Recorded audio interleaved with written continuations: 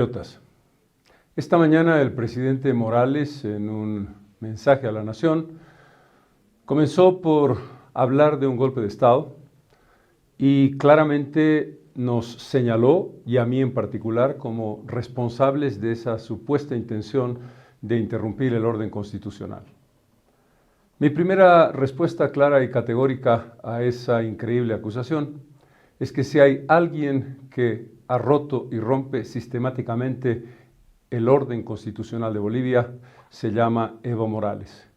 Quiero recordarle que el año 2014 fue elegido en este mandato constitucional de manera inconstitucional, vulnerando un artículo transitorio de la Constitución que él mismo promulgó el año 2009. Por lo tanto, este tercer mandato tiene un origen ilegítimo. Recordarle también, y no le va a ser difícil tomarlo en consideración porque lo sabe de memoria, que el 21 de febrero del 2016 el pueblo boliviano le dijo no al intento de repostulación indefinida, no al intento de ser presidente vitalicio de este país. Y utilizando un poder del Estado que debiera ser independiente primero y otro poder que debiera ser independiente después, Tribunal Constitucional y Tribunal Supremo Electoral, permitió, ordenó, dio la instrucción de que lo habilitaran inconstitucionalmente con una interpretación sesgada y vergonzosa del artículo 23 de la Carta Interamericana de Derechos Humanos. Esa respuesta del pueblo boliviano, de un no categórico a la reelección, lo ha convertido en un candidato ilegal. Y recordar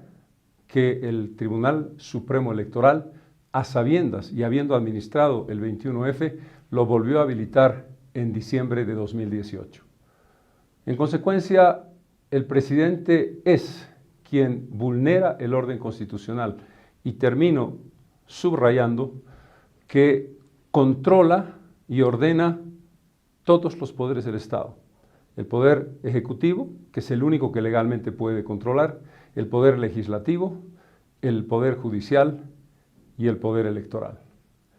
En cualquier interpretación sobre qué se entiende por un golpe de Estado, parte de esa interpretación indica que quien toma el control de todos los poderes los concentra en uno solo de manera ilegítima, vulnerando la independencia y coordinación entre poderes, es protagonista de un golpe de Estado. En consecuencia, y me doy por enterado, la amenaza indirecta del presidente y la amenaza directa del ministro de Gobierno que me acusan de estar incitando a la violencia pueden llevarnos a una situación de la privación de mi libertad. No tengo ningún tipo de reparo en seguir haciendo democrática y pacíficamente lo que tengo que hacer como el candidato que defiende la legitimidad del voto popular y como el candidato que legítimamente debe estar en una segunda vuelta para confrontarme con el señor Evo Morales. Hablamos ahora del tema central que se está convirtiendo en el punto de quiebre, esta vez irreversible, de nuestra democracia. Las elecciones del 20 de octubre. En las elecciones del 20 de octubre, el pueblo boliviano, una vez más, nos dio a todos una lección de civismo y patriotismo, con una participación masiva, con una voluntad pacífica y una voluntad cívica extraordinaria sobre un elemento clave, la seguridad de que esta vez no se burle el voto popular, por segunda ocasión después del 21 de febrero. Sin embargo, los resultados que hoy estamos viviendo, la afirmación ilegal del presidente que se da por ganador cuando todavía no tenemos los resultados finales, y lo que más nos preocupa, el hecho de que el TREP, que era el supuesto elemento de garantía, fuera arbitrariamente suspendido en el conteo cuando estaba al 83%, dejando durante casi 20 horas en vacío completo la información, marca claramente la voluntad política de quien controla el Tribunal Supremo Electoral, el presidente Evo Morales, de dándose cuenta, como lo habían comprobado dos empresas independientes, Vía Ciencia y Jubileo, que la distancia entre el primero y el segundo era menor a 4 puntos o alrededor de 4 puntos, y descontento con esa posibilidad, ordena que se interrumpa ese conteo. Que quede claro que esa decisión no fue una decisión técnica, como muy explícitamente ha hecho saber el ex vicepresidente del Tribunal Supremo Electoral, el señor Costas, que indica que esa fue una decisión política tomada por la presidencia del Tribunal Supremo Electoral, suponemos recibiendo órdenes del Poder Ejecutivo. Y que esa decisión, como de hecho ocurrió, generó falta de credibilidad en el tribunal, generó incertidumbre y abrió un espacio de confrontación innecesario. Está claro que hay un fraude gigantesco en marcha. Está claro que cualquier resultado que dé por ganador a Evo Morales en primera vuelta es producto de un fraude, y los elementos para demostrarlo vamos a presentarlos sucesivamente en las próximas horas. Pero el pueblo boliviano no tiene ninguna duda de la forma absolutamente grosera y absolutamente carente de la más mínima finura, para ponerlo en algún castellano que podamos entendernos, marca una decisión de revertir los resultados en dos direcciones. La primera, eliminar la segunda vuelta, cosa que por supuesto no aceptamos, y la segunda, forzar las cifras para agrandar los resultados que le permitan tener una mayor representación parlamentaria en la Asamblea Legislativa Plurinacional a partir de enero del año 2019. Quiero además detenerme muy especialmente en una de las afirmaciones más peligrosas y mentirosas del presidente Morales. El que desde nuestra posición política y desde el bloque ciudadano que representamos, tenemos, según él, una actitud racista y discriminatoria con el voto indígena.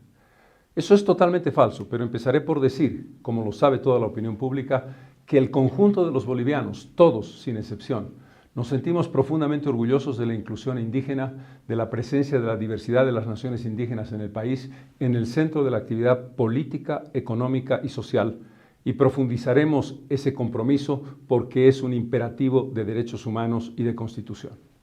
Dicho lo cual, el presidente miente cuando el 83% de los votos estaban siendo registrados, y ahí se detuvo el conteo del TREP, una parte significativa del voto rural había llegado ya. Parece olvidar el presidente que estamos en el año 2019, no en el año 1980. No es como antes, que los votos rurales tardaban horas, días, si no semanas en llegar. La llegada de los votos rurales es muy significativa y ya estaba incorporada, como lo prueba la propia votación que ha recibido el presidente Morales y parte de la votación que hemos recibido nosotros cuando el 83% del TREP estaba computado. Decirle además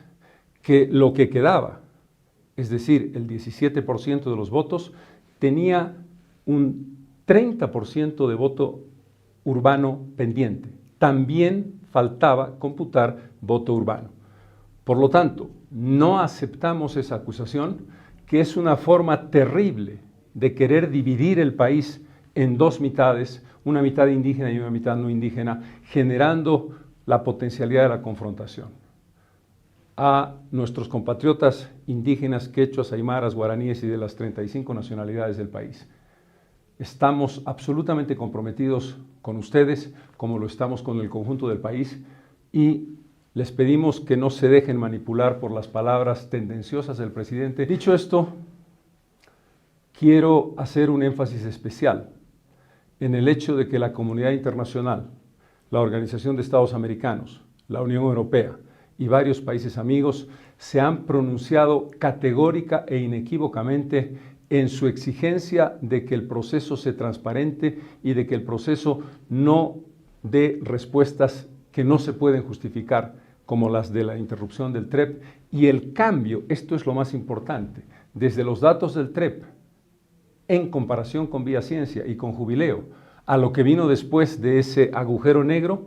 fue una inversión radical de la tendencia de voto, que obviamente estaba muy por debajo del 10% de diferencia entre el primero y el segundo.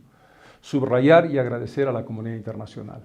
y pedirle a la comunidad internacional que se mantenga vigilante para que este país, nuestro amado país, nuestra amada Bolivia, no entre en el camino de la dictadura al que quiere llevarnos el presidente Morales. Convoco hoy a todos nuestros compatriotas que creen en la democracia a la movilización permanente, a la movilización en defensa del voto, porque quiero decirle al presidente, no vamos a permitir que se nos robe por segunda vez una elección.